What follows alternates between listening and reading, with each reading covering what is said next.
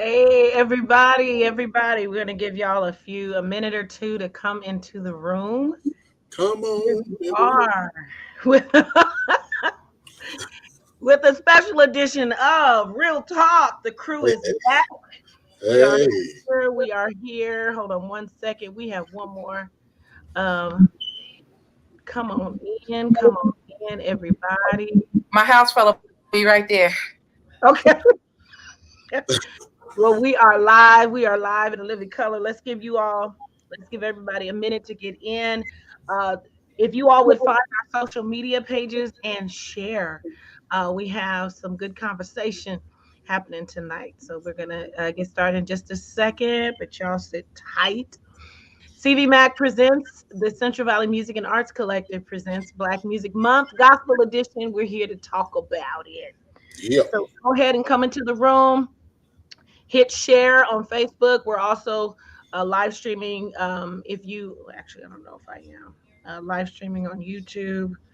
Y'all forgive me. I'm really trying to figure this stuff out. But anyway, go. If you can find Chris Pennywell, you can find Christian David. You can find me, TBM, Tiffany Binion Mangum. Leah Marie, who's going to be on in just a second. You can find our pages. We're getting ready to talk about it. We are here to celebrate all things Black music, specifically gospel. We have some things to share. We're gonna talk, y'all. It's real talk. It's another session, a special session of real talk. So let's do this. All right. Bring in some other folks in the room. Share this live stream. We're here to have a conversation. We got a couple of things that is on our minds and our hearts, and we want folks to jump in the room about it. Okay. All right, folks, come on in. Tag somebody in the comments, in the chat. Let them know that we're here. I'm gonna give in just a minute. I'm gonna want our folks to introduce themselves and tell us where we can find their music, what's going on with them. We're gonna share a lot tonight, folks. So jump in. Let's do this. Let's do this. All right. We have the queen herself. The First lady of the hour. That whole bar right there was like,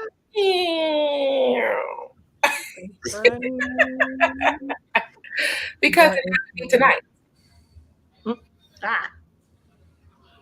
Hi, everybody. Hey. So you know what, folks? It's been a minute since we've been online together. Let's just really quick introduce ourselves really quick and tell us who you are. Chris, let's start with you. I am Chris Pennywell. You pretty much know me, especially lately. You've been getting a little attention, huh? I've been getting a little attention. I didn't even know nobody knew I was. No, people. I know people know who I am. But I guess I'm the disruptor. Well, that's been part of how I've been ever since I've come into the kingdom. So come on, Christian. it is who it is. I'm Christian David. I think everybody knows who I am. Wow, you have such life. Come on, young man here in Fresno, just trying to serve Jesus. Oh, that's what it is. Okay, Look at a young single man. Ladies, young and single. David. Single young ladies. He be traveling. So you got a traveling man. Oh Lord, yes. Oh Lord, this gonna turn into a different show. I know. Booger Wolf's not wanted. Oh, don't tap in well, hush. Okay, sis. Look, don't tap in if you're ugly as sin, huh? If your beard is longer than mine, I'm sorry. Leah, introduce yourself. We're not doing this now. Leah Marie. I'm just saying, if your beard is longer than his, then yeah, definitely stay away because we're gonna talk about you, sis. I mean, his friends is petty. Just a little bit. We're gonna drag you like a jump rope. Yep, we're gonna drag you. Yeah, I won't do that. I will love on you. Oh, the lies you are. I thought we was real talk. I know. Chris over here playing games because he gonna be the first one. Like, hey, was that a 5 o'clock shadow we saw? Y'all sharing magic razors now? Is that what I was like, put your good razor out so daughter don't be having that 5 o'clock shadow. Who asked you up? They're good. Give me a barber number. Give me a barber. So what's up, everybody? My name is Leah Marie. Y'all already know who I am. I am the co-host to a really wonderful show called The Outlet. Tiffany Binion's been on. Actually, everybody's been on, but you, Chris, you got to come on the show. Good Lord. I've been on. No, that one. Oh, Chris. Oh, yeah. I forgot. Y'all can call him Chris. The single one with the girlfriend from the circus. And what's up, Dante Roberson? He in the comments already. First of all, I'm not dating the bearded lady. Did I listen to her? Oh no, bearded lady need love too. Anyway, I know, and the one with all the hair on the legs. Hey, she hairy, man. Check this out, man. Get her that lawnmower 4.0. You know, you can go lay up with Siegfried and Roy. Oh my Lord. So yeah, that's me. I'm Leah Marie. I'm a singer, songwriter, a mother, a workaholic. I'm a little bit of everything. Yeah, and according to the saints, I'm not saved, but I am. I love the Lord with all my heart, soul, mind, and body and spirit and everything else. Yeah. Yes, she did. I twerk for Jesus.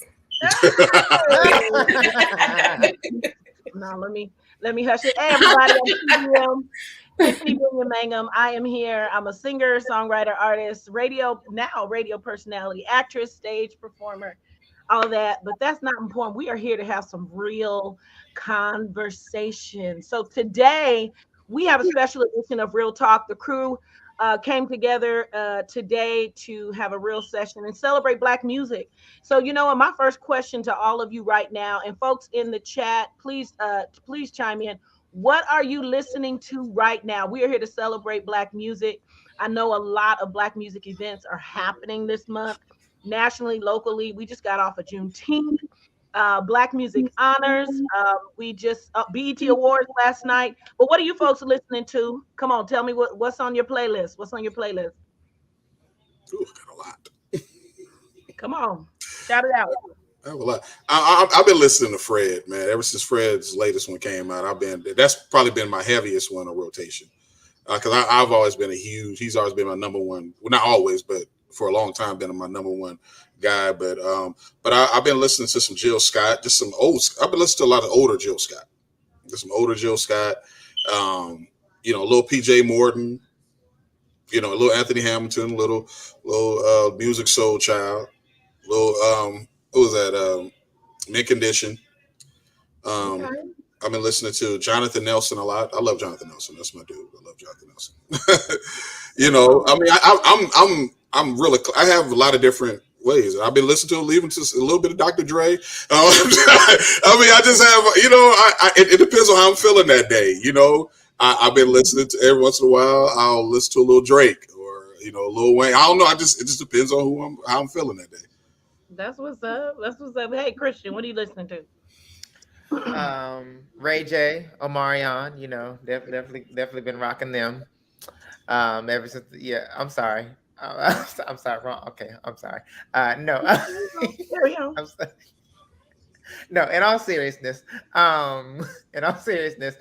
uh, gospel wise, I've been listening to because Judith McAllister, she's been re-releasing all of her previous albums. So her Send Judah First album, I've been listening to that quite a bit. But I've also been listening to a lot of Ella Fitzgerald and Louis Armstrong. Yeah, What's been inspiring that? On that quite a bit. Well, and Sammy Davis. I've always been an avid jazz lover, and I'm not into smooth jazz, you know, Kenny G and all that. I like the Sarah Vaughan, the Ella, the Dizzy Calypsy, you know, all of that, you know. So that's always been a part of me, and I think that's kind of explains my connection and my love for musical theater, because a lot of that has a lot of jazz, quite a bit of jazz influence in it. So, but yeah, I've been and there's a great documentary. I don't know if anybody has watched it yet. If you have not, go and watch it. There's a wonderful documentary on Netflix about the life of Ella Fitzgerald. It is amazing. It is absolutely amazing. I would encourage everybody to go and watch that. So, but yeah, that's been me lately. Cool. Miss Leah Marie, what's on your playlist these days? My playlist is it's unsaved and then it's saved. But Kendrick Lamar, he has released some new music that's amazing. I was listening to Drake, but I skipped through all 14 of his songs and then put his album in the trash. Beyonce seems like they went to the same producer. Her music's a little more well-rounded. It fits her because she's a singer, Drake's a rapper. So it's like, okay, I like this. I like the songs on her album. I've been listening to Jeff Bradshaw, which was introduced to me by my co-host on the outlet. That's one of my favorite artists right now, Bilal. And then I always listen to Bishop Linwood. It's one of my favorite songs. I listen to it every day. What a Friend We Have in Jesus. That's like my anthem. I wake up to that song. I love Chloe right now, Normani, Hallie. I go back and watch some of their videos when they first started, and they were just so innocent, playing the guitar and the piano and doing all that good singing.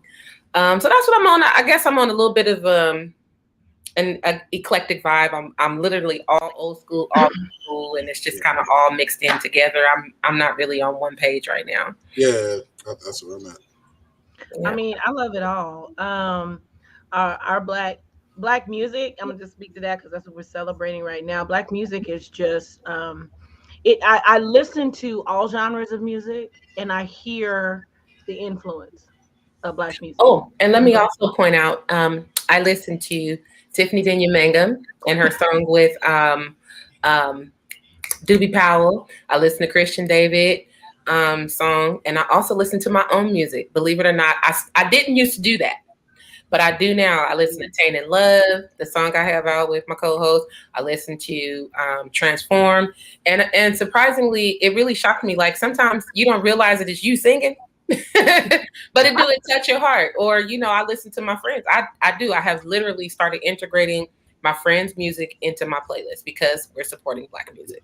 I've done that too. I've listened to all y'all. You know, you said so. Then y'all need to start listening to mine when my albums come out. Yeah. You gonna do like TJ? No, I'm not. I'm gonna get out and do like Ray J. I'm gonna grab somebody kid. Like, I said, "Come on, baby." I will say, it's a blessing. It's a blessing to be able to go into my Apple Music library and listen to artists that I know. Yeah, So That Yes, is praise good. God. That is a blessing. Yeah. So, but It's come always one may from day to day. hey, Yes. come on.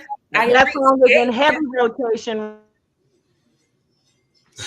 now. That I'm song is sorry. in heavy rotation on Believe Radio. So chime in to Believe Radio, Fresno.com, and y'all will hear Leah Marie, the Leah Marie featuring Keisha The on Believe Radio. the You got to put the Listen, y'all, V on there. I wanted to bring up something pretty important. I know I've shared with you all here who are on the live, but we want to talk about, since we're talking about black music, but specifically gospel, this is the gospel edition, the church and gospel music. All right, so there's so much that could be said about that alone. But you know what? My question is, where is the real support for gospel music? Is it the church? Is it not? Where and how can we continue to have the gospel industry flourish? Because right now, and I wish I had the graphic to show you all, but you can Google it. Billboard had issued a some data from I think 2017, 2019, and last year 2021, showing really the market share with regards to sales for various different genres of music, and gospel music was less than 2% and going down. So that means that our buying power in gospel music is diminishing. Bottom line is people don't want to pay for gospel music. So what y'all think about that? Christian, let's go. That's a very complicated subject and statement, um, because I think there are several things that play a part in that. On one end, yeah, it is. We do see where there is a lack of support, or it appears to be a lack of support when it comes to gospel concerts, gospel music sales. But on the flip side, we don't see the backing support from labels, from producers, from um, and whatnot. That, and Leah can speak better to this than I can on the other end, because I know some of it in other genres, but it seems like there's a lot more support on the back end when it comes to tours and shows and making sure their artists get out and that they are pushed than it is over here. It's almost like it's a consistent grassroots effort. And so by the time I make my way around, or by the time it's always a struggle. So it's kind of it's kind of a difficult conversation to have, because like I said, I do see on one side, yeah, there's always this question of why are people not supporting, or why are people not buying, but then on the other end, it's like the system and the gospel industry is making it difficult to you know get pushed, so people do want to support and do want to buy. I don't know. Hmm. All right. All right. Somebody else jump in. this is what I think. Y'all probably have a lot. I mean, y'all have a lot more of information than I do, but I think it becomes hard for people to want to pay top dollar for something for a long time that was known to be for free. Um, and that's the thing. I'll pay for it because I recognize the blood, sweat, and the tears that people put in it, and I love gospel music. But there's always been this stigma when it comes to anything that's church related, that for some reason it has to be free. You know, and it shouldn't be like that. I do not believe in that, but we've kind of put that out there. And I mean, even from the places where like we can't even have, we have a problem if a preacher's got money, and so it's like, if the church gets big, oh, something must be wrong with the church. There must not be preaching the truth because too many people there. They have too many, so it's like, it's always been the stigma that we have allowed, that we've allowed, I believe, the world to put on us, that kind of it kind of chains us up. And and I believe it's just kind of a ripple effect where it affects our gospel artists, because I believe your gospel artists should be getting paid at the same level or somewhere near as secular artists. I believe that all of you guys that are doing gospel music shouldn't even have to work a natural job, that you should be getting paid for what you do. And it should be more than enough. That's my personal opinion. But it's unfortunately that's just what it is. And I think it's that stigma. And I think we need to stand for it, regardless of what people say, and start setting certain standards. People will adjust to it. If we adjust to these gas prices, people will adjust if you start charging for certain things for gospel music. That's my take on it. Okay, Leah, come on, jump in, sis. So, couple things. And I'm just gonna go, you know me, I always got an angle. So I'm a part of the Kojic Church, have been all my life. There's literally 6 million people registered in the Kojic Church. There's no reason why our artists should be suffering. If you look up your denomination, Apostolic, Church of God, whatever you, Catholic, whatever it is, there's a people that will subscribe to your music. They just don't. It's really sad that artists in the church are still working full-time jobs.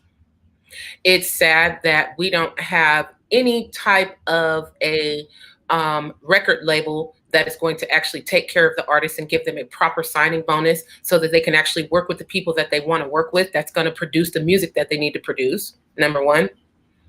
And then number two, if they do branch out and bring somebody in that is not a part of the church and put something out really dope, it's blackballed.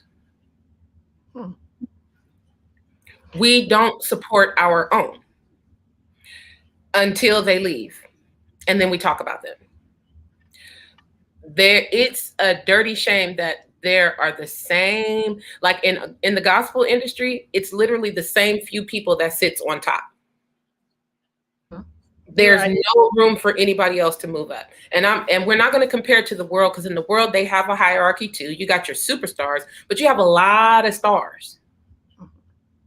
When you look at the Grammys, it's a lot of awards being given out. A lot of people get Grammys and noms that if you really look at the list and the roster, you'd be like, wow, I never even knew. But there are people who support a particular genre of music and they buy it, they download it, they stream it, they follow their artists, they go to their live events. People support people who they like. But in the gospel industry, if you don't have a certain sound or you don't sound like what's popular at the time, if you're an individual, and then we have this thing where you have to create this spooky environment where it has to be oily. So you can't just be an artist and present something that God gave you and be supported in that. You have to be oily. You got to make sure everybody's emotional every time you perform. You got to make sure they fall out. You got to make sure that you are touching Jesus's pinky toe before you walk in that room, and good and consecrated, because if they don't fall out, they're not going to support your music because you're not oily. Now, the words in that song may be something to give you your breakthrough, but people will literally shun them because such and such put out an album, or this person, because we're used to their oil or their aroma, as we say it. So it's just a lot of stuff that we do that is according to tradition that we need to really break down.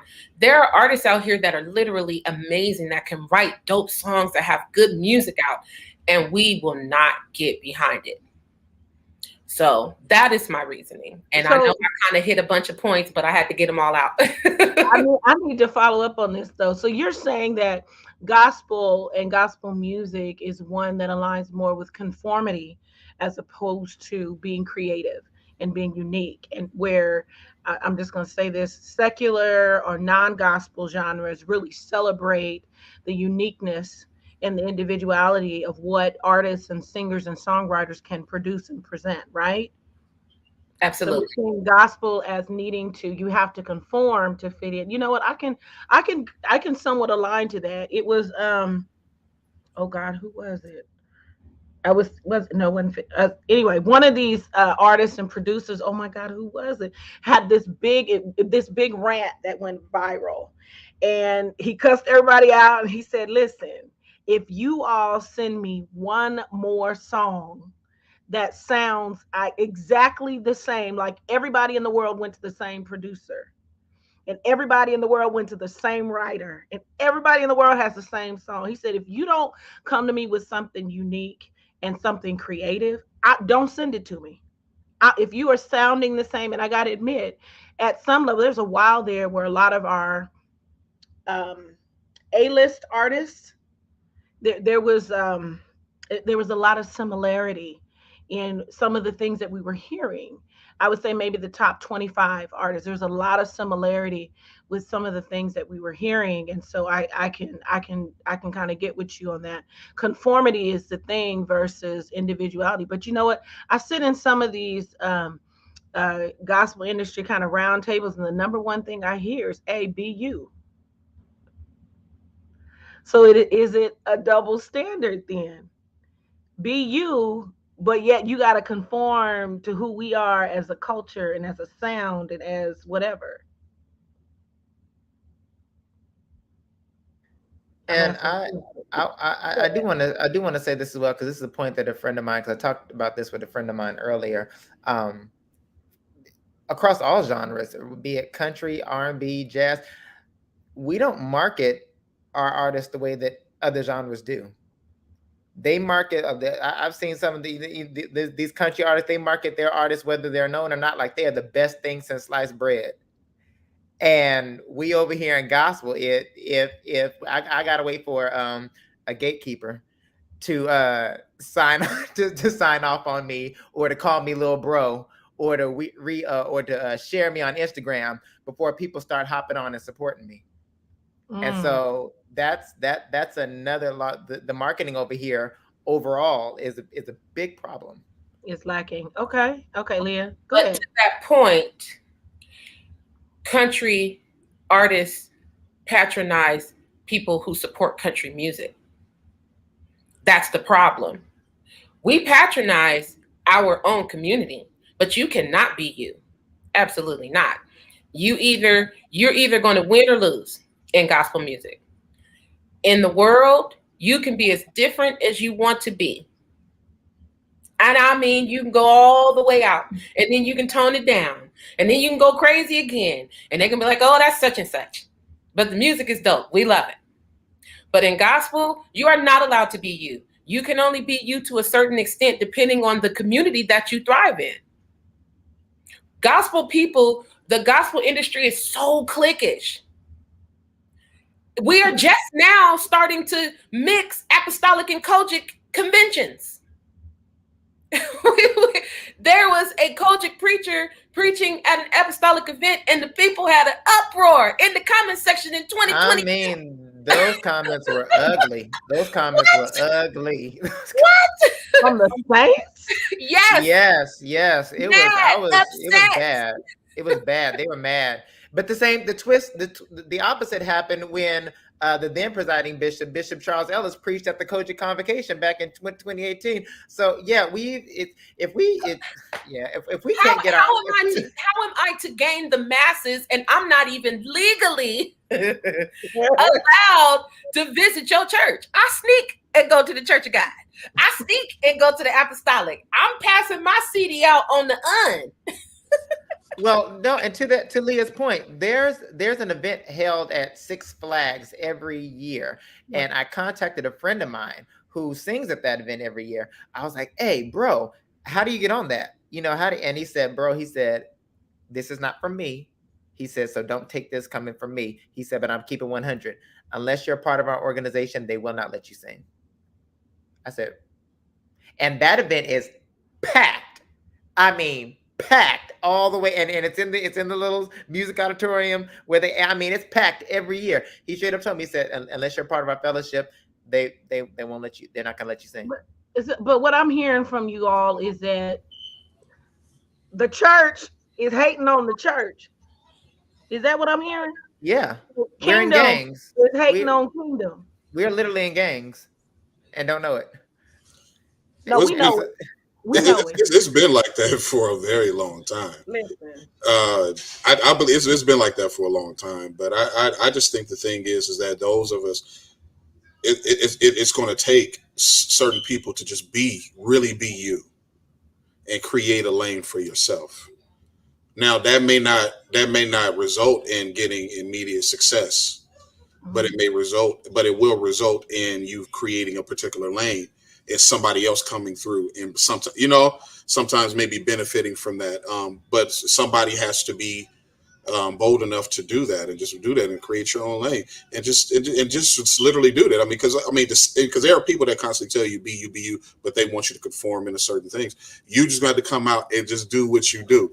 People have a tendency to start following the crowd. If you being you and people start digging it, shoot, do like some of these artists do in the secular world. Some of them don't even go to these different big companies. They go through streaming. They start streaming and doing different things like that, and they create an extremely large following.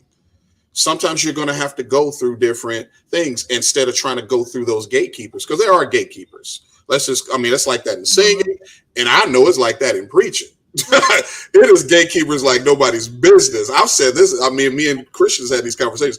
I've said this. I said, if I lived in a different region with my gifts and stuff like that I've had, I would have been somebody's bishop by now. And that's just the honest to God truth. That's just the honest to God truth. But we have gatekeepers, But my thing is that I decided. I said, bump that. I'm going to be myself. I'm a preacher, but I'm more than just a preacher. I'm carving out certain things for myself. Everybody expected me to go to seminary. I went and went and got my master's degree, and I'm a school psychologist, and people are now inviting me into spaces to do that. And I'm still a man of God. I'm still going to be doing my thing. There's so many things that I'm going to do. And I was like, I had to. Sometimes you're going to have to create your own space, recreate your own spot, and be like, no, I'm going to be me. I'm not. You're not going to just put me in a little box. And you're gonna have to do it sometimes. That's just what I'm hearing though, is that's just not how it works in kingdom, in the church. It's just not how it works.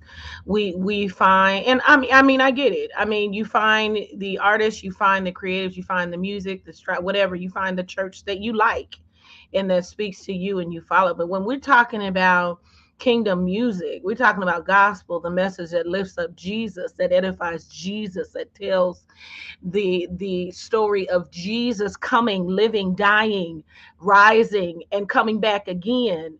When we're talking about the gospel, why is it that we can only we require of our artists to conform?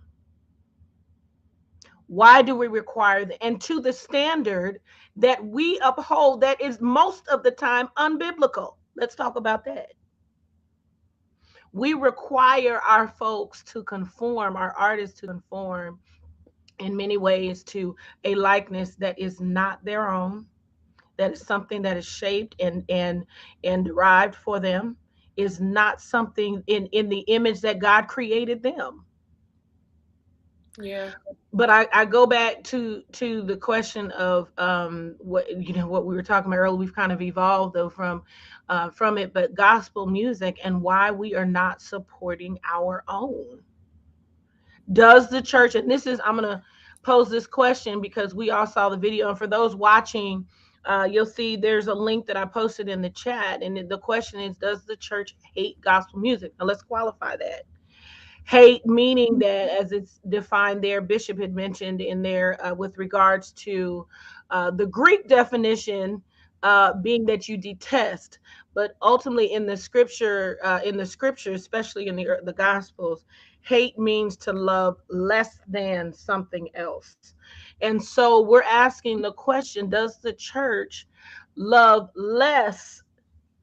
Love gospel less than everything else? One of the points that was made was that you got church folks who will pay $250, sometimes more, 14, 15, $1,600 to go be entertained at somebody's stuff that is not, I don't know, is it feeding you in a way that gospel doesn't? Are we not ministering to people like we think we are, just because we say Jesus, just because we call it gospel? Are we not meeting the needs of our folk?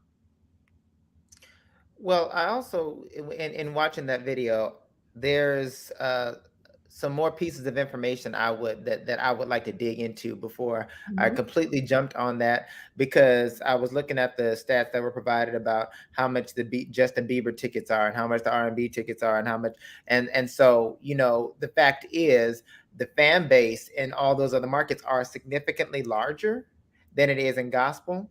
And so to that point, I would be curious as to how many church people are going to those concerts as opposed to going to the, now we know, we've already talked about that, the gospel concerts, they don't come out as strong as they could, but how many of the saints and church people are going to these other events as opposed to supporting gospel events before I could say that the church hates gospel?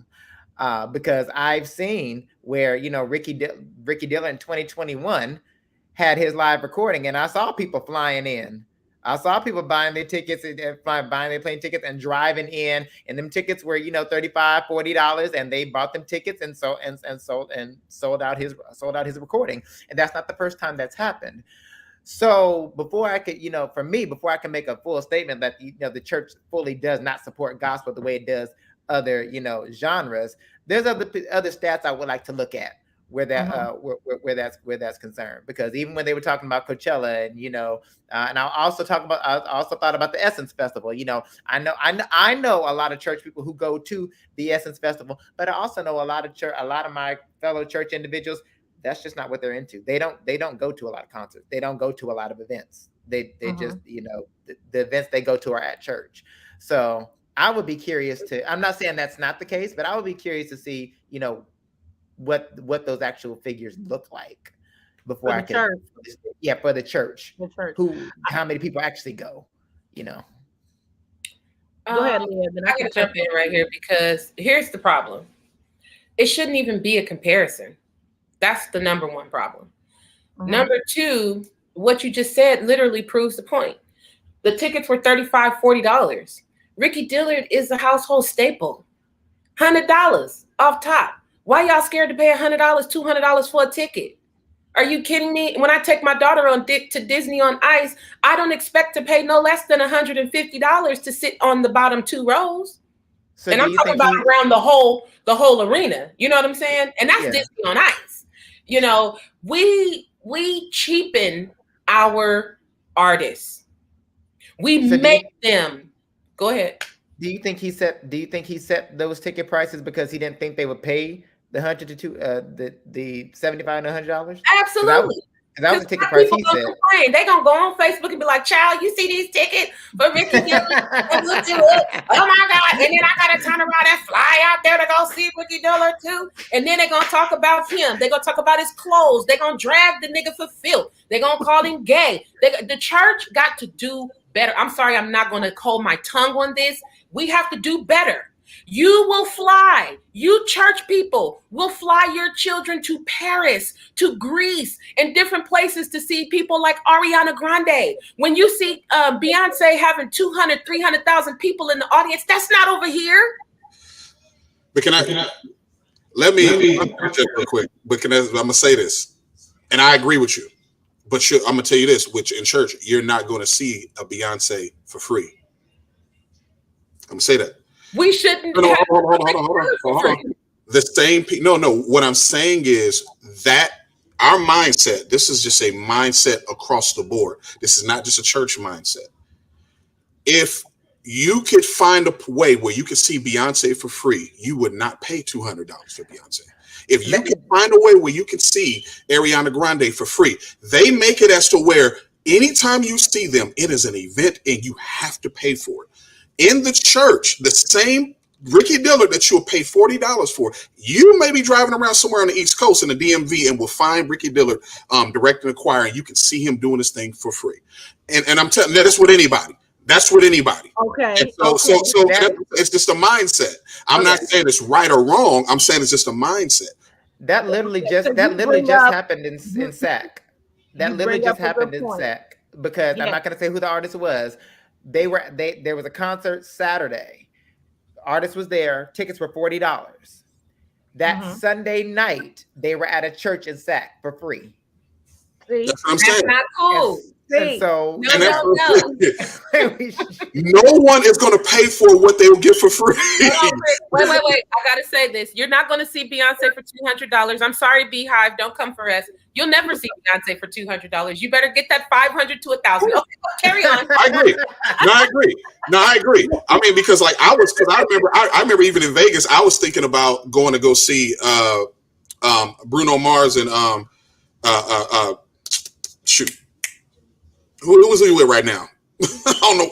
Sonic. Yes, it's Silk Sonic. There we go. I don't know why I was going blank. And that's another album I've been listening to too. Dang it. Anyway, but I wanted to go see them. I looked at the tickets and I'm like, do I want to go?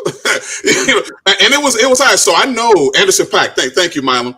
But all I'm saying, I mean, but like, so I understand Beyonce is going to be, $200 is cheap to go to Beyonce to see Beyonce. But what I was just saying, but you're never going to see Beyonce do anything for free. You know, like you can't go into a venue and you just catch Beyonce just busting stuff like that. So I think that this is just more of the mindset.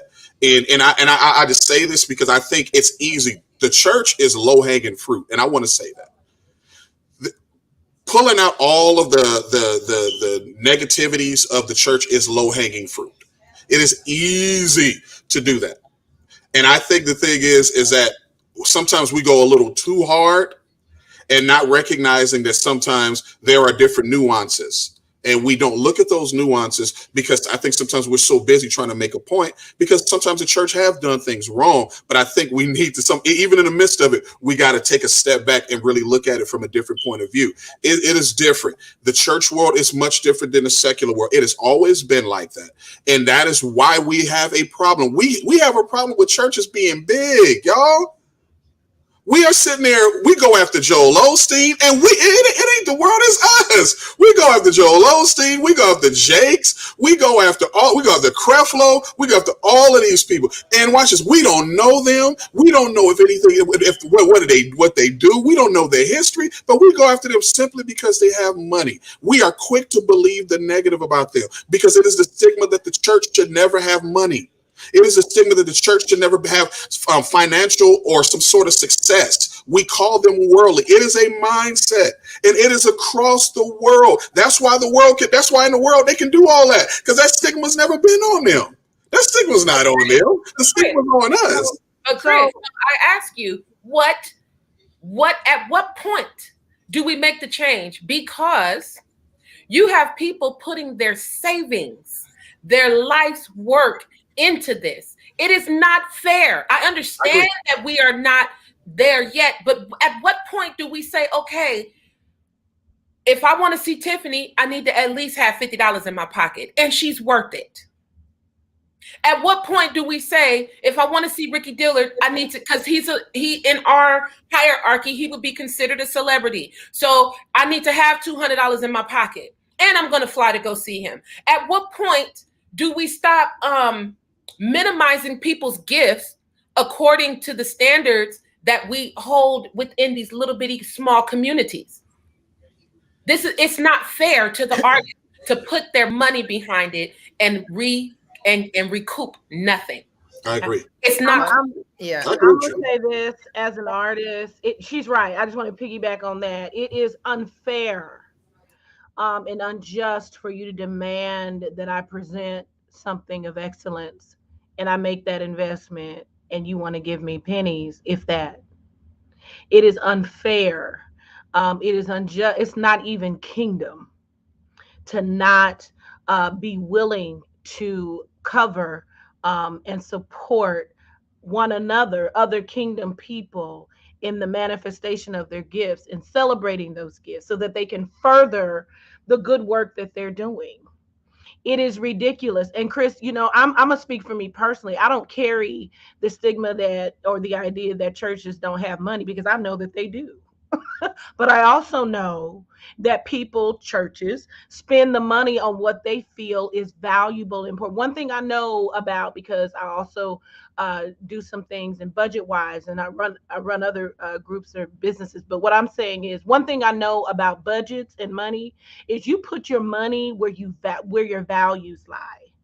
And if your values do not lie within supporting gospel music to further the message through music, then you won't invest there. And I'm going to say this as well. Churches that are doing free concerts, at some level, you are hurting gospel artists and the gospel industry. I get it. you're capable, you want to pay for, a big name artist to come to your church. I can't even argue that, because honestly, if I had a check that I could write real quickly to bring in some A-list artists every other week, I would. But the bottom line is, then what that creates is a culture and a mindset that says, I don't need to pay for this. I don't have to, nor am I required to. Therefore, I will not. And then we have a situation where we are demanding artists to have new music and, have all the finest styling and hair and all promotion and marketing. I mean, it is an ordeal. It is literally, being an independent artist is literally owning your own business, literally. Oh yeah. Okay. And you require that, but yet you do not sow any seed or feel like you need to. You go to these churches, and I'm gonna put it out there. You go to some of these churches and you get $100, or you'll get gas money. God bless you. What That's true. in the world? And they gyp you on that. And I know we discussed. then, I know we discussed, but and then you sit out, and this was years ago. You sit out with a beautiful product. You have a book, you have music, you have merchandise, and then they have the nerve to have come bring your stuff, sit you out there, and take everything you brought home, and not even buy a thing. But it be the beautiful mother though. I love the mother's board. We need to bring that back. Bring back the mother's board, because the mothers always come and buy my CDs. Thank you, mothers. I love y'all. They be like, how much is it? $6? Well, I'm gonna just give you $20. What else you got on the table? You know what, mother? Take a T-shirt too. Thank you. Well, I'll say this. I agree with you, ladies. I 100% agree with you guys. And what I was just saying was I was just describing the mindset. But to answer your point, to answer your question, Leah, I really believe that we just need to just set it. Let that become the norm. It'll be uncomfortable for a little bit, but let that become the norm. When you do set a particular price, people, you'll get talked about, whatever, but set a particular price. Oh, we do. And it's like, just know, if you bringing me, this is what you need to pay me. And don't even come off of it. Yeah, Christian? a couple of things to that on the other side though. There were two different conversations I remember having with two different individuals, and they said, if somebody asks you what your price is, don't be afraid to tell them. Exactly. But you better bring excellence, and you better bring exactly what you're asking to what you better bring all that. We're worth all that money, because you can't ask for $1,500 and you come with an organist, or your track don't work, or you come looking shabby, or you're not all put together. You can't ask for that, because if you're asking for people to pay to see you, if you're asking for people to pay tickets to come to your event, that's why, to be honest, that's why people at this point, they don't mind paying the $500 to $1,000 to see Beyonce, because I know I'm gonna get a show. Yep. They don't mind going to Vegas to see what they don't mind, going to Vegas to see certain artists, because they know they're gonna get their money's worth. I know that may not be it all the time, but a lot of times they know I'm gonna get my money's worth when I go see them. So we also have to make that the standard over here. And for the most and for the most part, like I'll fly to go see Ricky, because I know Ricky and New G, they about to bark. They bring it. They are about to bark. So all I'm saying, and I know Leah about to hop in here, but all I'm saying is, let's make sure, we're saying support us, buy our product, buy our tickets, but we need to hold up our end of the bargain as well, and make sure that we're providing what they're paying for, or we're asking. So, real quick. I'm gonna be quick, I promise. There's two coins to that. So, sometimes depending on the environment you're in, there is a need. And if you're in it for ministry, it is hard to capitalize. And I'm going to say that. That is something where the people of God have to then cover our artists, because you do have people who are in it for ministry. Now, with that being said, we're going to set that over there to the left. Y'all need to stop putting artists in boxes, because I have been to shows, and I'm not going to say any names on this show today because I want to be respectful, but they have said that they start with the testimony before the track come on, and they got the organ making it real spooky in the house, and they'll be like, I see a FedEx truck coming down your row of houses. And before the week's end, I see $43 over here. I see $100 over there. And they give all these different little things. They say a word in the house. And the people be like, hallelujah. And they get it real jumpy, jumpy, jumpy. And then they sing a few bars or something. And then they have a $43 line or something like that. And artists come with these stories, these outlandish stories, and they tell you, so theater is there. Some of this stuff ain't true. There's no way. You telling the A truth. lot of that ain't true. There is no way that you got hit by a bus yesterday, was rolled up under the bus. They had you wrapped in a full body cast. But you got up and came to come entertain us. You lying. But we here for it though. Come on and sing your song. You ain't lying. That's what's funny. Y'all stop putting limits on your local artists, because you gonna pay to go see, I'm gonna just say Big Mama, come up there and give you a whole 10-minute little sermonette about a certain individual that they know of. Mm-hmm.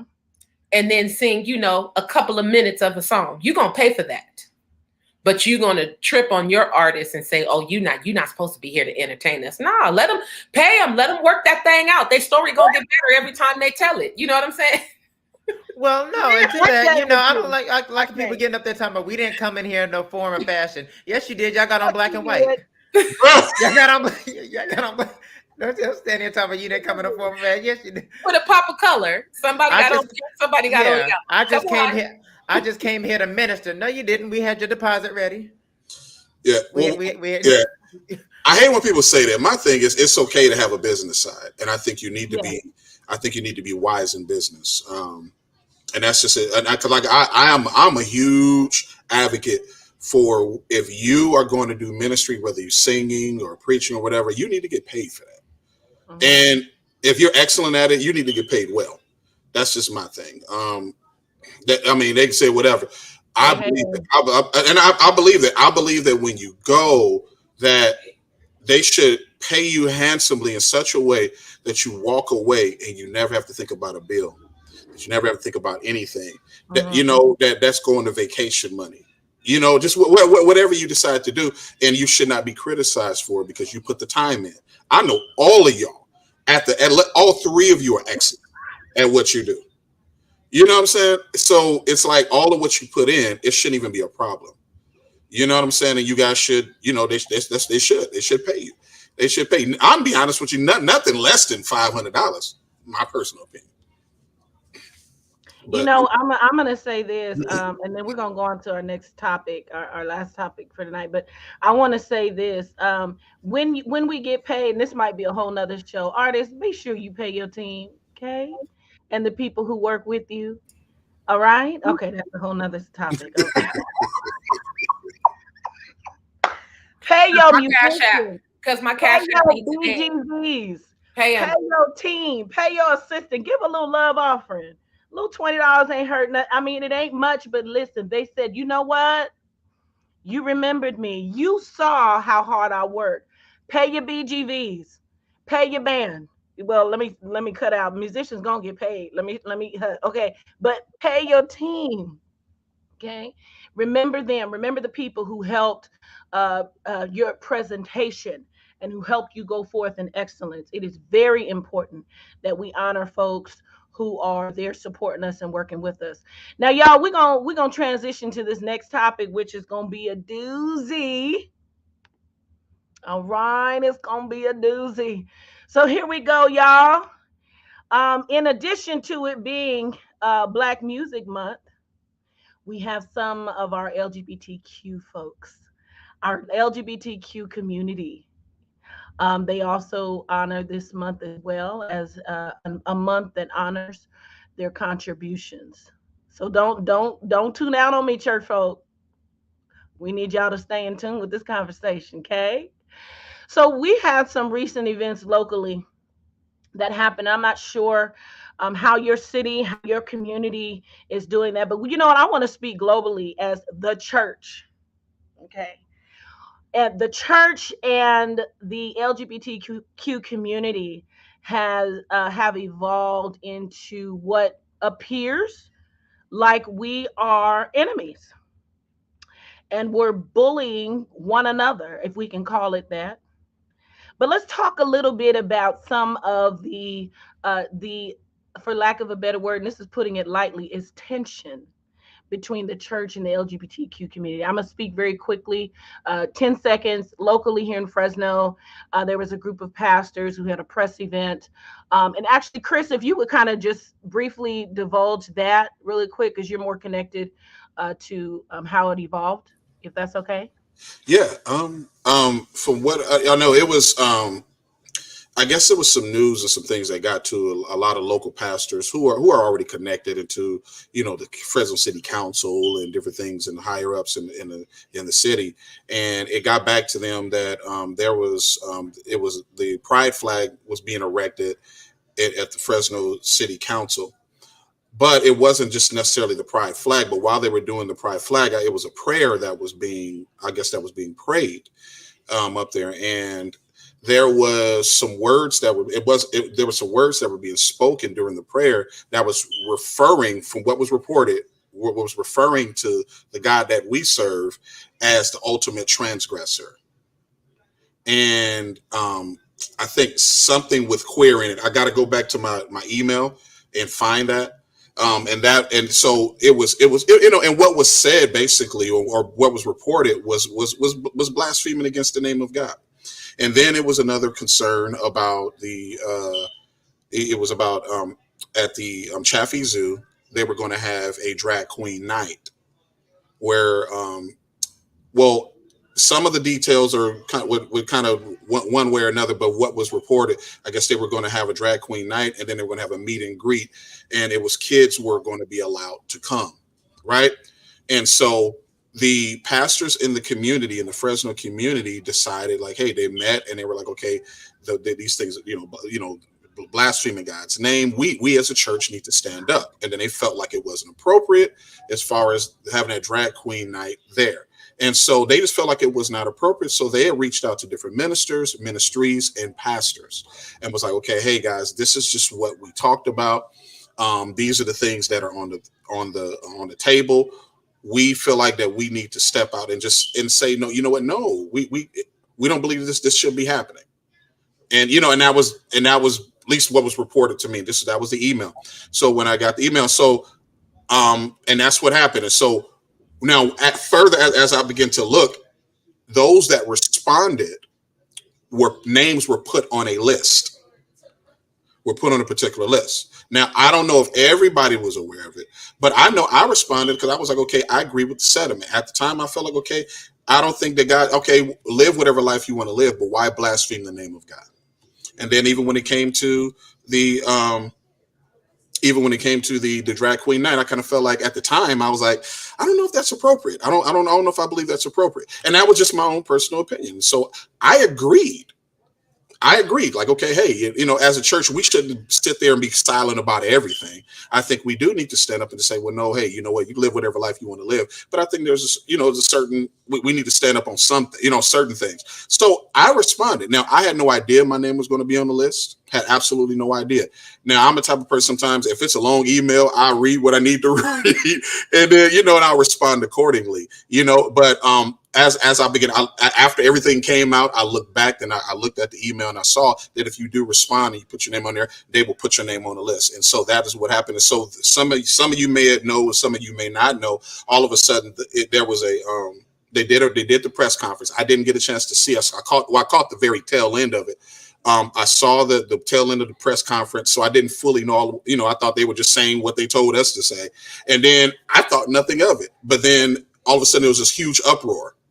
Extremely huge uproar, and then all of a sudden, the internet, this list came out of all of the people's names on it, and me and my wife's name happened to be on there, and my pastor, just a few other people. And so the thing was just that it was just a huge thing. I had no idea that it was even going to be there, and so that was the thing that went on. And so I'll let you guys kind of speak to it, and I'll kind of give my statement. I guess I give a statement now, but so.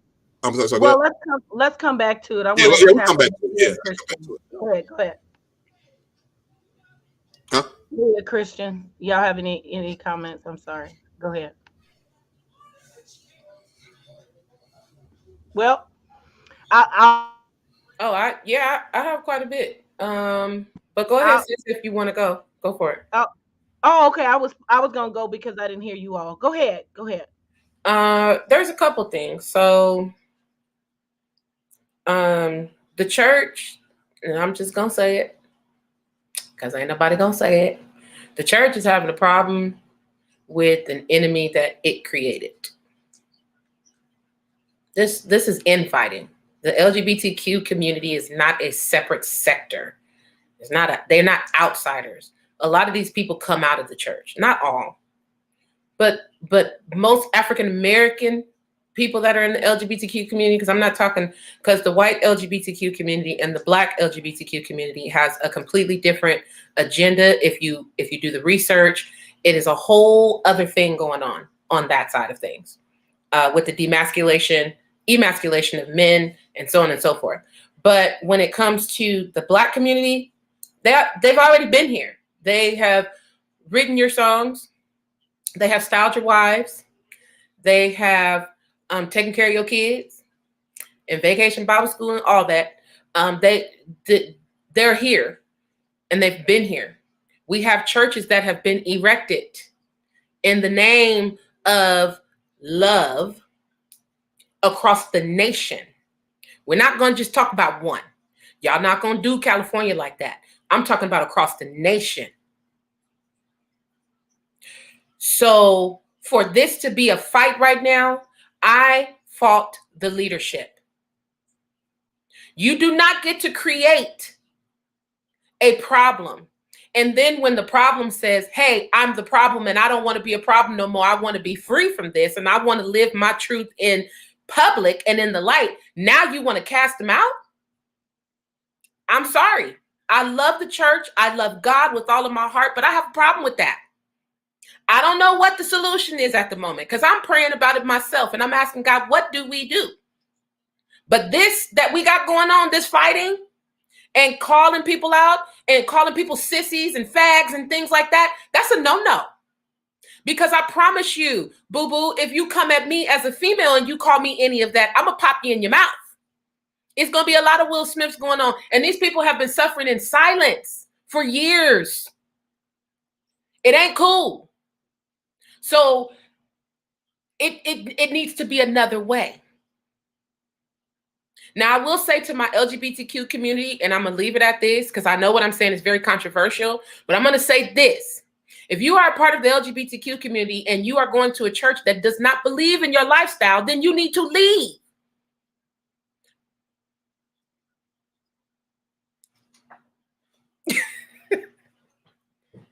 Simple. It's get out of it. Don't live your truth. Get out of there. I had to. Nobody deserves depression. Nobody deserves to be hated. So let's talk about this real quick, Christian, and then we're going to address this question. Yeah, I was gonna because what I was getting ready to say was getting ready to answer that question. Because to Leah's point, which is gonna lead to what I was saying, they've written our songs for years. They've sat on our organ benches for years. They've directed our choirs for years. And because they were not out with it to where it was proven and it could be shown, and it was swept under the rug, it was dismissed, it was ignored. Even when it was brought to certain people's attention in leadership, it was still swept under the rug. It was still ignored. It was, well, we'll handle it back here. It wasn't until it got to the people and people started finding out, that's when they were forced to actually address it. And my issue here with the church and this LGBTQ issue is we cannot, which is what we've been doing. You can't cherry pick what you're going to address and what you're not going to address. You can't operate out of convenience. Either you have a standard or you don't. And that's just not where the issue of homosexuality is concerned. Because you'll sit somebody down because you'll sit him down because you found out he's been sleeping with another man. Yet your bass player has been smashing all the females in the choir. You'll sit her down because you found out she's living a lesbian lifestyle. But you'll invite somebody in your pulpit who you know has women set up in every state in the country. He's a predator. Huh? So I mean, either we have a standard or we don't. Either we're gonna live and talk about holiness across the board, or we're not. You can't cherry pick what you're gonna abide by and what you're not. That's how we created this issue. We allowed them to go on. We enabled them.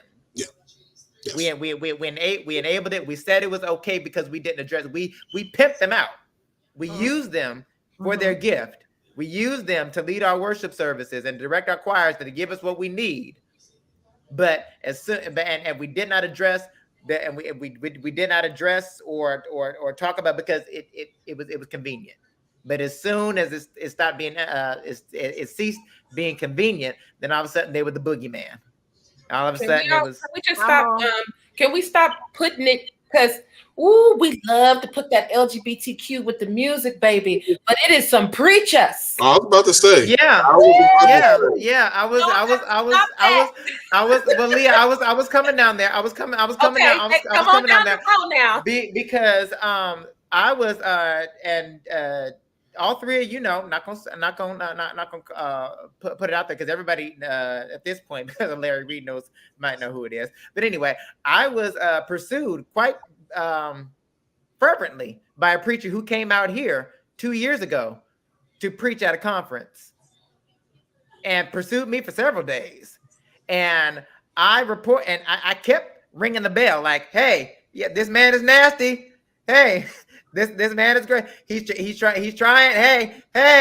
Predator. Yeah, he's a predator. So there are several. To Leah's point, it doesn't stop in the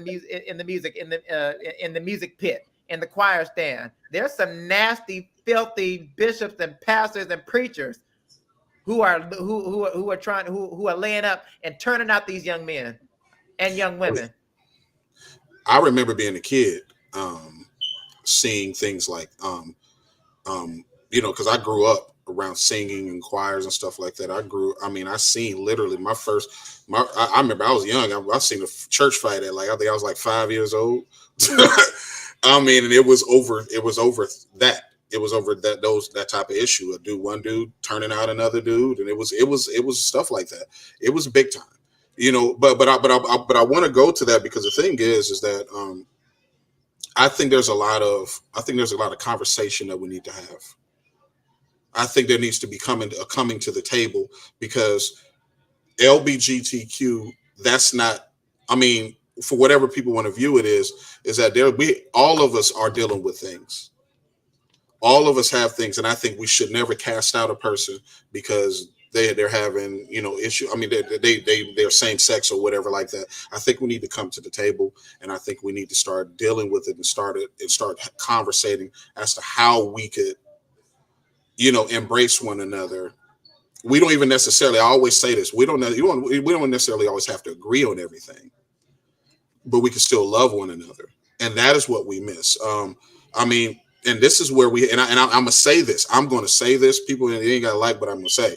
Because I know I came up under fire the past few days, which anybody know me. I'm not a people pleaser. That's just not in my nature. And my carnal nature actually is, but in my spirit nature is really not. But I'll just say this because the thing is that we don't always have to agree. But one thing about me is that I'm open to come to the table and listen. I have plenty of people that are in the LGBTQ community that I discussed with the past few days. And you know what? There are times I said, well, hey, educate me, talk with me. And even when it came to the drag queen night that was in the Chaffee Zoo, I had a few people there that began to discuss with me and give me the details as to what was going to be done. I was like, and it actually gave me a different point of view. And I was like, wow, you know what? I didn't think about that. Wow, you know what? That's I don't really see anything wrong with that. And just having those type of conversations instead of going on the attack, that is my problem. I think on a lot of sides, we ask for, and I'm gonna say this even with the LGBTQ community and even those that support, we ask from the church what we're not willing to give. We ask for unconditional love from the church, but we're not willing to give it back. We're asking for mercy, grace, empathy, all of those things that the church should give, because that is what embodies Jesus Christ. But we don't do that as well. So the moment that the church makes a mistake, because we will, the moment sometimes the church will have a misstep, because we will, we go on the attack and we feel no conviction about it. And I'm talking to some believers. I have a problem with that. That we can go so hard on the church and have no heart conviction for that, because, and I want to remind people, even though the church and all of its faults, is still the bride, and we have got to, we got to be careful with that. And so, like, I say that all to say is that there are times we are going to miss it. There are times we are going to be wrong. I had no problem. There were the people that I spoke with, and I say, you know what? The simple fact, I said, you know what? Even though I didn't know my name was going to be on some kind of list, but I told them, I said, regardless of my intentions, I apologize, because what happened and what came out hurt you, and I love you, and I care for you. And that's my thing is with people that, even anybody that's listening right now that was hurt, that saw my name on the list and felt like maybe I hurt them, and if me seeing me on the list hurt them in any way and gave them the impression that I would exclude them or made them feel excluded in any kind of way, I apologize, because that is what the love of God does. We don't get it right all the time, but we are willing to make it right. But I encourage those that are on the LGBTQ side is that some of you got to stop being bullies. We are not always going to agree with you, and you cannot force everybody to bow down to your ideologies. Sometimes we're not going to agree, but we can still coexist. We can still love each other. You know what I'm saying? And we can still talk and understand each other. But when we get online and stuff like that, and we start going hard after people, stuff like that, and people, oh, that's the reason why I don't go to church. That ain't the reason why you don't go to church. The reason why you don't go to church is because of some other issues. And let's just be honest with it. Now, you may have been hurt in church, but there's a lot of other reasons why. But quit blaming the church. Just take that all out of it. We were just wrong. If we were wrong and if something was wrong with it, then we were just wrong. But you cannot ask the church for something that you refuse to give. And we got to stop that, because I see a lot of loveless presentations from the church and from the LGBTQ community. And we need to stop it on both ends, period. All right. So that's my little thing. Thank you for that, Chris. I think everybody kind of said everything I wanted to say, but ultimately I believe the church has to address its own hypocrisy, and on so many different levels and on so many different issues. We need to stop othering our LGBTQ I missed a few letters, LGBTQIA plus. Brothers and sisters, our family, our friends, our cousins, our loved ones, our neighbors. We need to stop othering them. I think also within our church, within our local area, I struggle and wrestle with how our pastors. I love our pastors. I love our pastor community. I love them dearly. I know I'm friends with a lot of them personally, not just through my family, but personally. And I wrestle with how some of the recent activities really transpired. And when I say I wrestle, I say we're at this point and moment from the inquiries I've made, the conversations I've had, I disagree with how it happened. I believe, I'll explain that in just a moment, Pastor James. What I feel and believe that there's a way that we can reach our friends and family who are part of the LGBTQ community. I believe that I wrestle with this because in talking with some of the allies and some friends and advocates, I asked the question, how many have invited them to sit and break bread with us? How many have invited them to our Bible study or to our church, or just say, hey, you know what, can I buy you coffee? Help me understand who you are as a human. Help me understand what your needs might be. I'm a pastor. I'm responsible for a flock of people, but I'm also responsible for how I present Jesus to you. And what is it that you have not seen in me? Because the Jesus that I'm telling you you need to be more like, you don't know. You don't have the faith. You don't align with that, because the Jesus I'm presenting to you is contrary to who I'm saying that he is.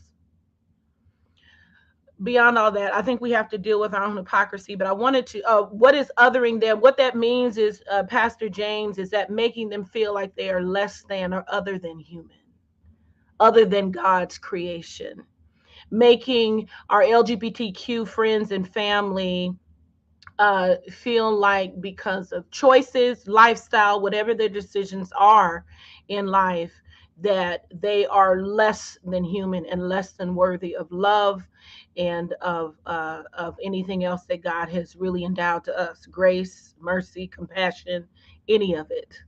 We condemn, and that's the one thing. I was talking with Chris you the other day. I said a lot of us forget John 3:17. Jesus didn't come to condemn us. Come on now, but to save the world. Can't save nobody you ain't had a relationship with. You cannot begin to meet the need of people, community you have no connection to. All right. But I wanted just to share some stats from the Untold Story of Religion and the LGBTQ people. It says here 84% of LGBTQ community was raised in church. 54% are currently leaving their faith after the age of 18. 76% are open to returning to faith, compared to 9% of the general population. 92% would not require their church to change their views. 18% don't feel safe in church. I honestly think that number's higher. 14% have relational disconnects with church leaders. 12% have experienced an unwillingness to even dialogue. 9% were kicked out, no questions asked. I'm sorry, but those stats do not reflect the Jesus that I know. The Jesus and how he walked the earth.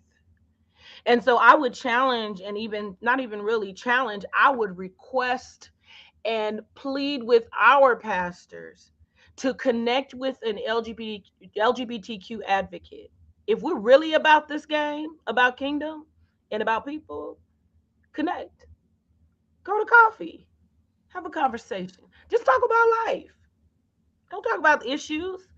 These are human people. People I go to church with. I want to add something in there. Go ahead. Oh God. Okay, so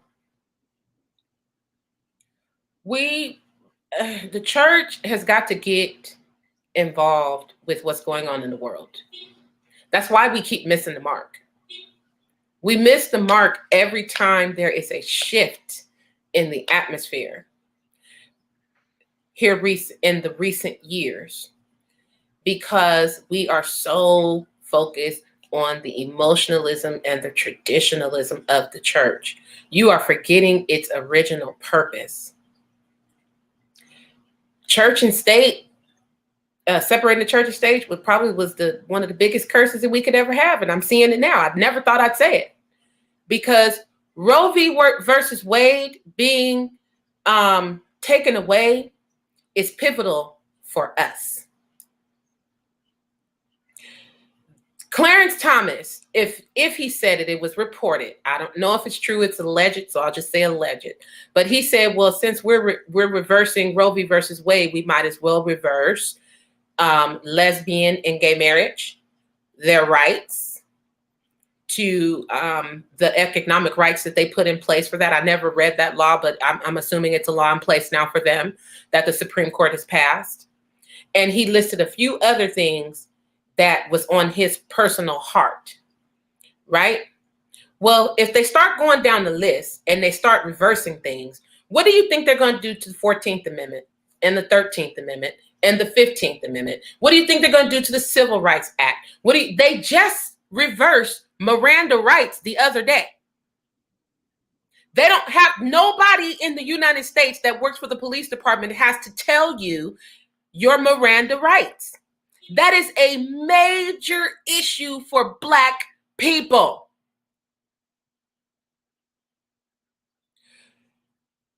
Economic rights. The act that was passed to keep us from being redlined and different things. My heart is bleeding and I don't know what to do. You fighting over somebody that sleeps with the same sex in their bedroom, but in a minute we all gonna be sleeping in the same boat together. We're gonna be housed and living in the same house together because they are trying to erase the freedoms that you have. And what better way to do it than to cause division?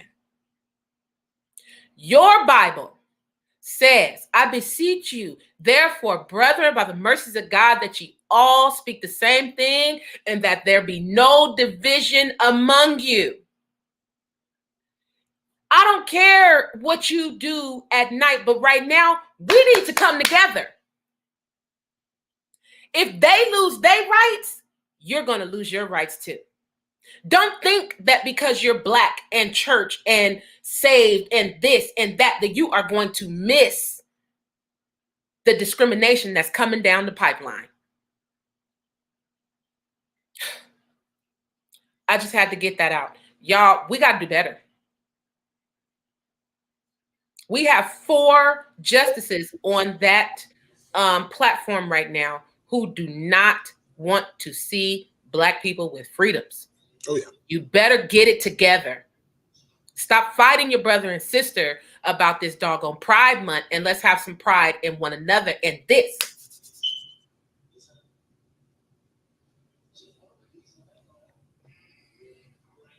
Uh-oh. I think he muted. Sorry, y'all. Let's go ahead and wrap up with some comments. Chris, do you have any closing comments on this issue, Christian or Chris? Christian? No, I'm not going to follow what Leah said. That. Well, I just say I agree. I agree. Yeah, that was enough.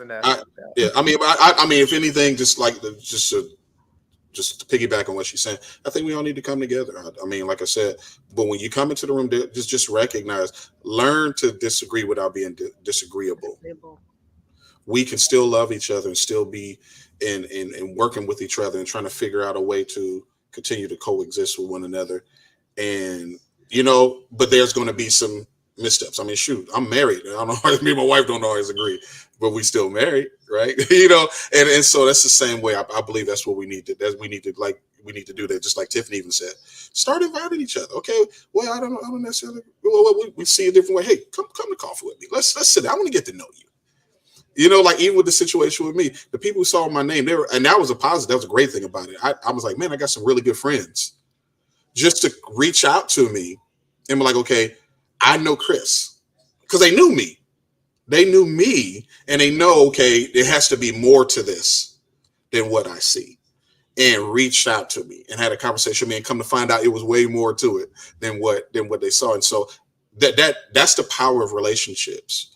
We think about it, whatever preconceived notion that you have with anyone will remain as long as you're not in close proximity of that person. If you don't get to know that person, because it's not challenged, it goes unchallenged. But the moment you get to know people, then these little things we got in our head starts, it gets challenged. Like, well, no, so I think that's the thing. We got to get to know each other. We got to come together. So that's my little thing. Definitely. So church folk out there, we have to do better. This is just one of many issues. Leah just mentioned a whole bunch of other issues that we need to do better about. We have to come together on, or else we will continue to see the demise of our community and our culture. And when I say that, I'm even talking about us as a kingdom people. We become increasingly divided, and there is no power in being divided. And so there's no forward movement in being divided. So let's remember that, folks, we need to love all people. We need to love all people. And that is something that is demonstrated. Really quick, before we wrap up tonight, I want to just say thank you for joining us for a special edition of Real Talk here, presented by CVMAC, the Central Valley Music and Arts Collective. Really quick, I want to just go around the room. Just tell us what you all are doing really quick, what I'm calling church announcements. So y'all tell us what you're doing. Tell us what's coming up for you. And then Chris, why don't we start with you? Go ahead, brother. I got an album coming out that's gonna be dropping next year. I'm just well, no. I mean, I'm just ministering. I'm ministering. I'm preaching different places. I am doing my school psych thing. I'm counseling people. Also, I mean, we're having our men's weekend. I'm a part of that.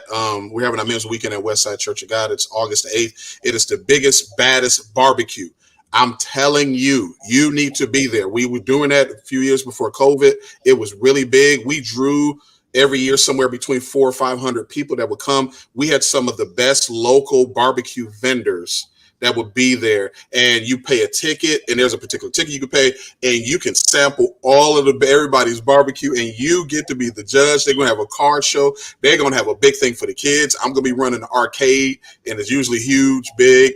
It's gonna be wild, and I encourage you to come on out. It is a fun time for the family. August the 8th. August the 8th. It'll be on a Saturday. August the 8th. It starts at 10 o'clock. It'll be from like 10 to I believe 3. I got to go back and look at it, but 10 to 3. I mean, the barbecue is going to be slamming. Every time we did it, we had some of the best barbecue vendors. Yeah, yes. August the 8th is a Monday.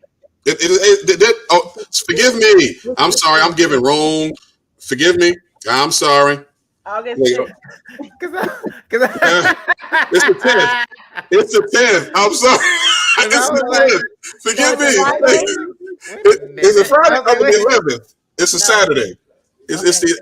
Forgive me, y'all. I'm y'all. It's when? Let me. Good Lord. The 11th is a Thursday. So yeah, good.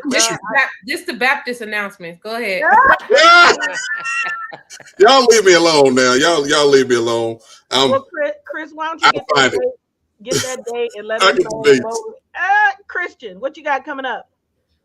Well, this Sunday night, we're having an old school, good old fashioned late night musical, which Tiffany Benyamangham and Leah Marie will both be singing at, in addition to Nate Renneria and New Faith Tabernacle, Jackie Watkins, Elder Cornell Archie, the MLB Worship and Arts, the Blackout will be there.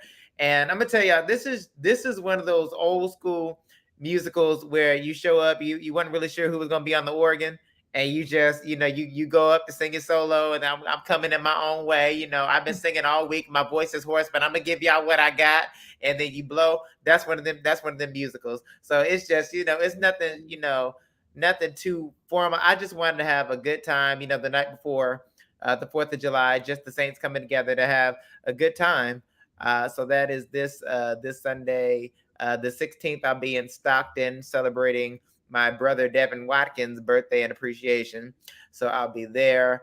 August the 26th, my show Love and Deception that was here in Fresno will be hitting Stockton at Greater Christ Temple on August the 26th. The top of August, I have a rather big announcement that is coming out for some locals here in the music area. Here in this area, so I'm excited. Some nice things going on. So I found it. Sorry, go ahead. Forgive me. I'm sorry. Let's go on back to Chris. August the 6th. August the 6th, from 10 o'clock to 4 o'clock. August the 6th, Saturday. Get your barbecue on. Yes. Look. Sure? It's right here. August the 6th. It is August the 6th, Saturday. My bad, y'all. You're so funny. Bring appetite. All right, we got you. Leah Marie, I'm gonna say what you. Well, why don't you say what you? I'm gonna play your video. Let me see if I can do this right. Okay. Y'all forgive me. Let's see. Can you see the screen?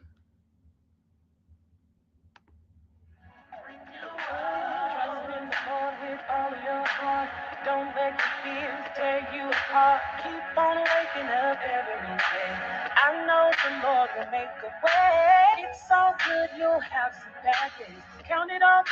It's not showing.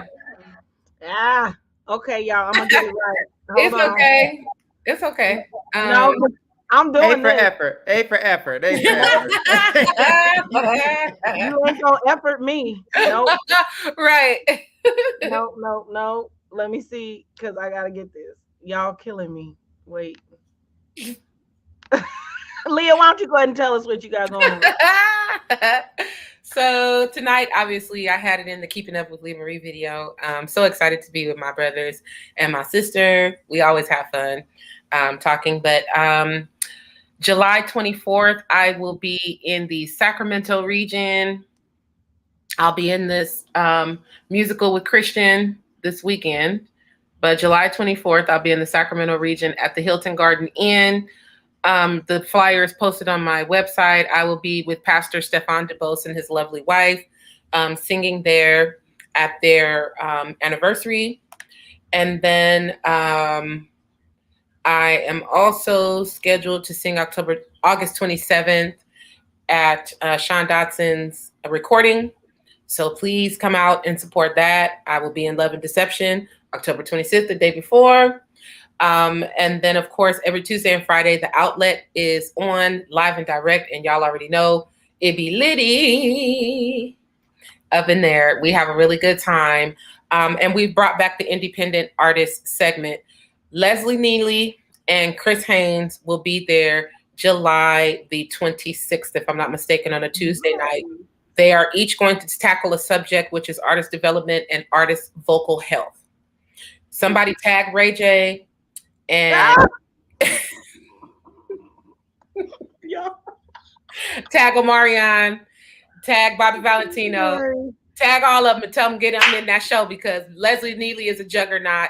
Chris Haynes is a juggernaut in the industry, period. Both of them, their accolades precedes them. It's really, if you're an artist or you know an artist who needs to be taught about artist development and vocal health, you want them to be on that show that day.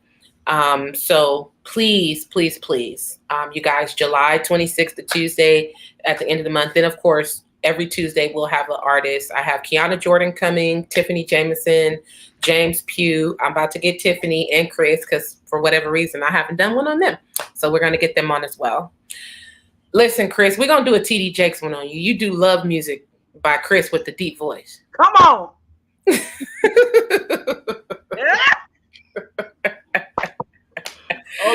What is he, the gospel teddy bear? Yeah. Pull your, here we go. Here's a sample. Pull your wife's wig off. Oh, don't do it. Smack her on the back of the head. And tell her y'all want me to die. Huh? Y'all want me to die. Listen, don't miss, y'all gonna mess some folks up. Somebody will go home and snap their wig. Wait. Hey, girl.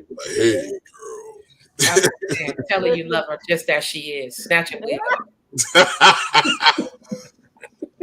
There's gonna be some problems.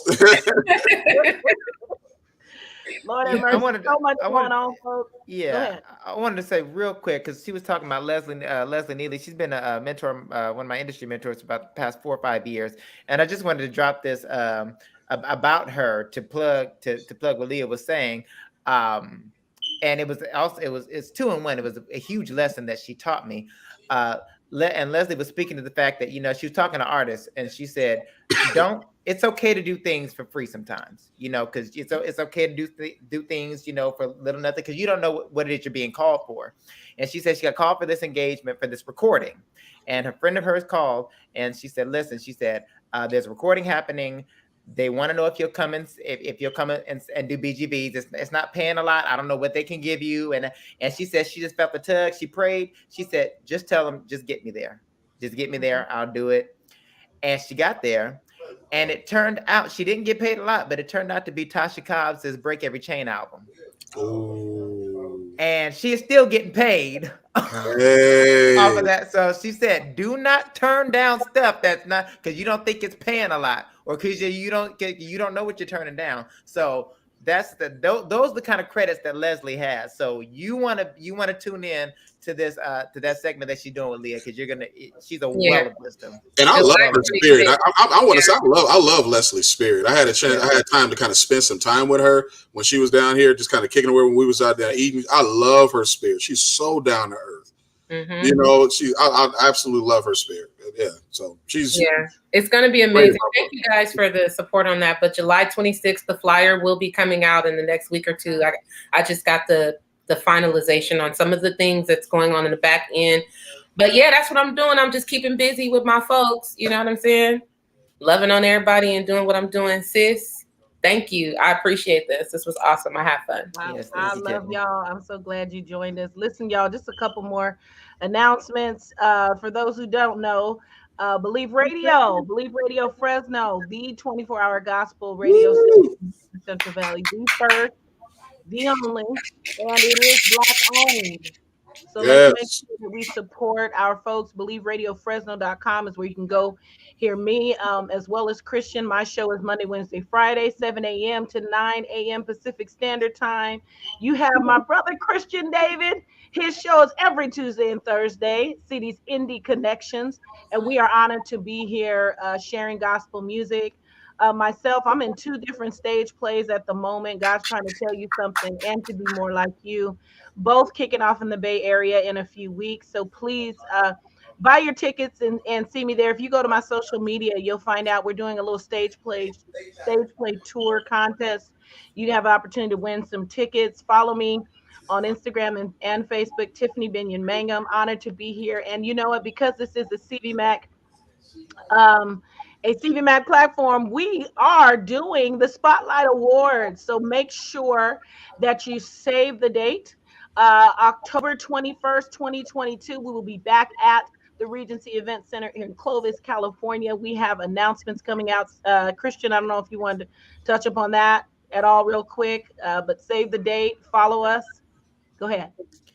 Keep your eyes and ears open in July. A lot is coming out, so pay attention. Most You're definitely. going to want to be there Yeah. October 21st. You're so funny. October 21st, put it down. You're You such guys, goofballs. I know everybody. I'm like, really? Really, y'all? And vote me in as a top male vocal artist this year. I'm telling Oh, y'all. You ain't sang on nobody's program. You ain't Hey, eligible. hey, my time has come. My time has come. You This is ain't coming. sang on it. You ain't had no invitations. You ain't had no invitations. You ain't I'm going to need to see a video. I'm going to need to see a flyer with your face on. something No, with your forget face all that. on it. I'm just gonna bust up in there and be at the upper room. You're going to be like, two seats. You Take gonna it eat down. your Yeah, Lord. Is that your cornbread, Chris? You gonna eat your cornbread? You go eat your cornbread. Now forget him. This your cornbread. Everybody got their Why, portion. Everybody got y'all? their own equal How portion. about I have your Why are you cornbread? this way? Anyway, y'all stay tuned. Stay connected to our social media. Gospel at the Fair is also coming up just Yes. prior to the awards. You're going to want to be there at the fair, Fresno Fair. We're featuring all gospel, local gospel artists and talents and businesses. We support businesses, so make sure you follow CVMAC, Central Valley Music and Arts Collective, and follow us at the Spotlight Awards. We want to share all of the amazing things coming out of our gospel community and gospel culture. You all have a blessed night. I love you I'll be doing all. twerking for Jesus at the gospel fair. Twerking for Come Jesus. on. Good night. Okay, you can see we're a whole mess. So y'all have a good night. Love you all. We are going out with a bang. You all have an amazing evening. We love you. Be safe out there and remember to stay encouraged.